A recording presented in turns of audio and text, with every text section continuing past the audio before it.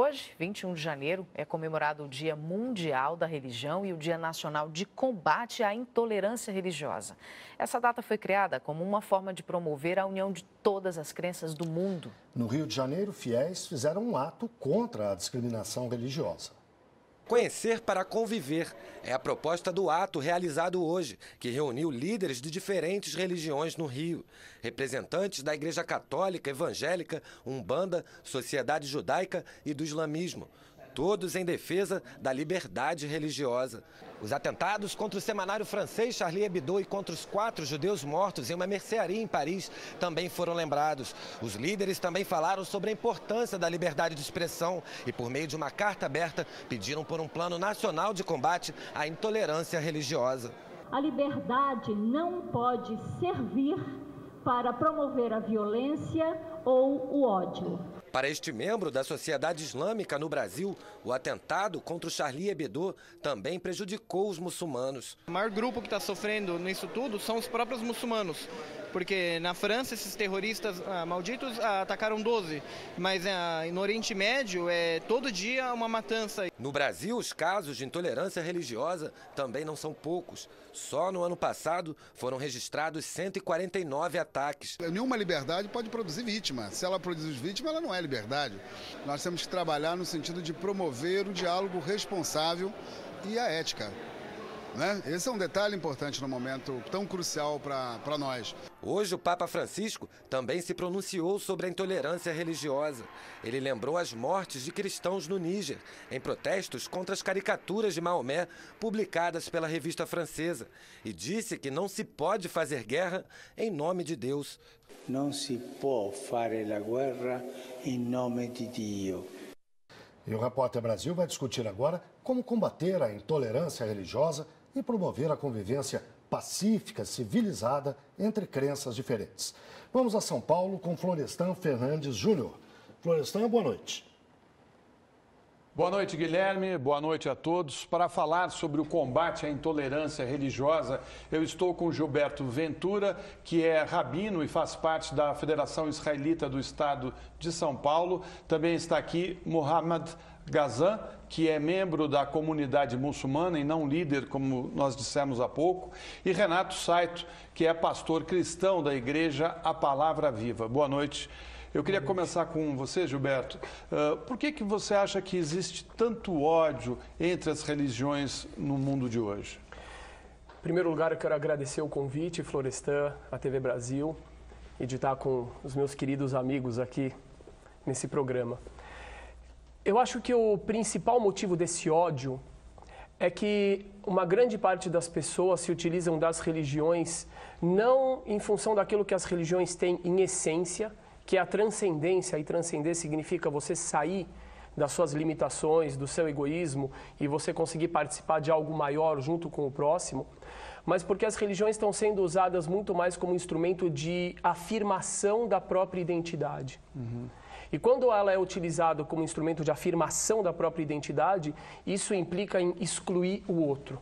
Então, o que a pessoa fala? Eu sou bom porque eu sou de tal religião e não sou daquela outra que é má. É quase como uma disputa que a gente vê muito na política, né, Mohammad? Eu queria até saber o seguinte de você. Você acha que esse ataque a essa revista de Charlie na França acabou criando um problema aqui no Brasil também? Está começando, infelizmente está começando um problema. A gente já tem caso de algumas irmãs que usam hijab serem atacadas em São Paulo, em Minas e no Rio de Janeiro. Isso não era comum no Brasil, né? Nunca teve, nunca teve. O Brasil era um país... E você acha que isso, como se explica? Na verdade é o seguinte, hoje tá muito confuso essa história do islamismo para alguns. Porque o que acontece? O que acontece lá fora está refletindo muito forte com a imprensa aqui dentro e não é o Islã. O Islã ele é uma religião de paz, ela tem exemplos de paz vindo do nosso profeta e ele tá muito difícil colocar isso na cabeça das pessoas, até porque eles infelizmente, eles não leem, eles leem o que mostra a primeira página, que é o Islã matou, o Islã atacou, não é o Islã que atacou. entendeu? Isso, infelizmente, atrapalha um pouco. A gente primeiro apanha para depois a gente poder explicar. Renato, todos os grandes líderes religiosos, Jesus, Maomé, Buda, sempre levaram a palavra da paz, ou estou equivocado? Porque depois que o homem cria as religiões é que começam os conflitos. Na verdade, eles criaram uma forma de pensamento e as pessoas acabam colocando os pensamentos próprios sobre pensamentos. E acaba gerando as próprias religiões. Né? Eles não criaram religiões. Eles foram exatamente a expressão daquilo que eles criam. Né? O próprio Jesus, ele cria e falou daquilo que era próprio dele. E as pessoas que estavam à sua volta que criaram, né, toda uma forma de dividir, uma forma de pensar e se colocaram como melhores do que os outros. Né? Então, na verdade, eles não são melhores.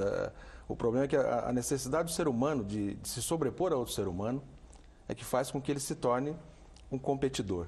Foi aquilo que o Gilberto falou no começo do programa.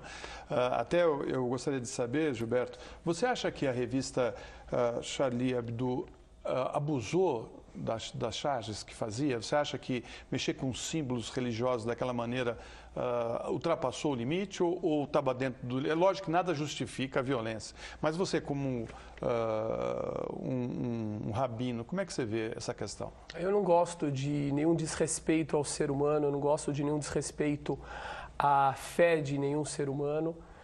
Então, desse ponto de vista, eu não posso dizer que eu compactuo com esse tipo de postura. Mas tem uma coisa também que ela é muito curiosa, que infelizmente a gente vê também muitos meios de comunicação fazendo charges de judeus e inclusive do próprio Holocausto. Eu vi isso, por exemplo, em sites de países de maioria muçulmana. Isso é uma coisa que me ofendeu muito também, da mesma forma que esses muçulmanos se sentiram ofendidos. Eu, e não vi nenhum judeu reagindo dessa forma, nunca pensaria em tirar a vida de alguém por causa disso. Agora, com certeza, eu acho que é um ato que é rejeitável de acordo com o ponto de vista religioso e do respeito ao ser humano, ele é rejeitável, mas nunca justificando uma reação dessas. Mohamed, como seria possível a gente alcançar a paz no mundo com tantas religiões e tanto fanatismo? Na verdade é o seguinte, o que o nosso amigo Gilberto explicou é verdade.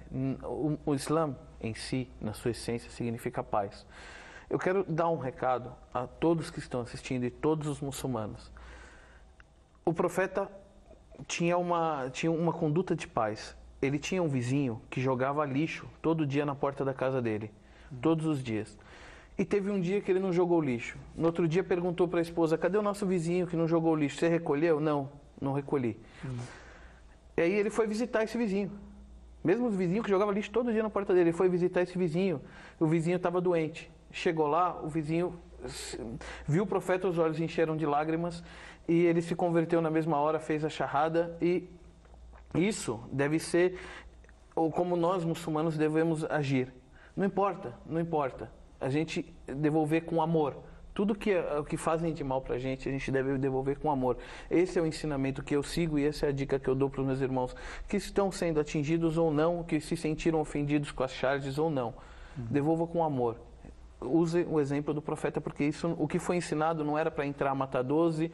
O profeta nunca precisou degolar uma cabeça para poder entrar, para poder colocar religião na cabeça das pessoas. Então, vamos agir com a cabeça e com o que o Corão nos ensinou.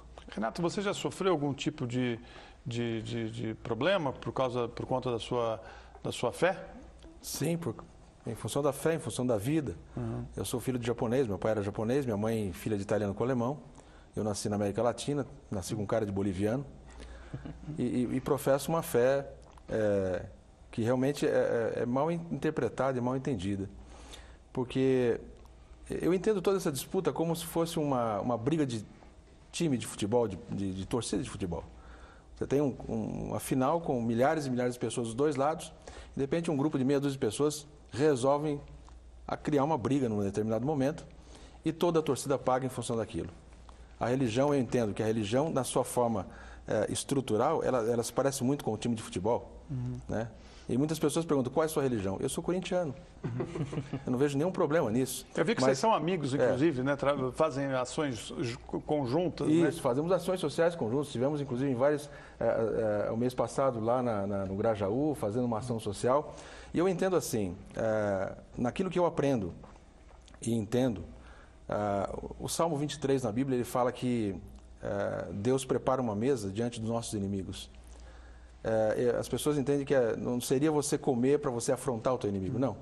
Mas seria a forma de você eliminar a inimizade. Você elimina a inimizade sentando junto, conversando, comendo junto, se relacionando. É a forma que você elimina a inimizade. Rapidamente, porque nós estamos terminando, eu queria uma mensagem de paz de cada um de vocês para encerrar a nossa conversa. Quer começar com você, Gilberto? Pode ser. Eu quero dizer para os nossos amigos que estão em casa que a gente aqui, nós três temos um modelo de amizade, um modelo de como superar esse tipo de crise. Nós nos conhecemos, principalmente eu e Muhammad, nos conhecemos no Facebook, dentro de um post bastante conflituoso. E eu cheguei naquele post e eu falei para ele, wassalamu alaikum, Habibi, e convidei ele para comer. E no final das contas, ele inverteu o convite e me chamou na casa dele. Eu fui na casa dele, descobri que ele é São Paulino como eu, o pastor é corintiano e nem por isso a gente briga. E ele também veio na minha casa depois, fomos em jogo de futebol e agora estamos aqui com vocês. Então a mensagem é, a primeira coisa, a coisa mais importante para a gente acabar com o conflito é olhar nos olhos do outro e perceber que ele é um ser humano como nós e que as semelhanças são muito maiores do que as diferenças. Bom, infelizmente não dá para todo mundo falar porque o tempo acabou, mas acho que ele resumiu mais ou menos o que os três pensam. Né? Eu agradeço a presença de vocês e gostaria muito que vocês conseguissem levar essa mensagem para todas as religiões do nosso país que nunca teve esse problema, nunca teve esse conflito. Inshallah. Guilherme, é com você. Obrigado, Florestan. Uma boa noite a todos.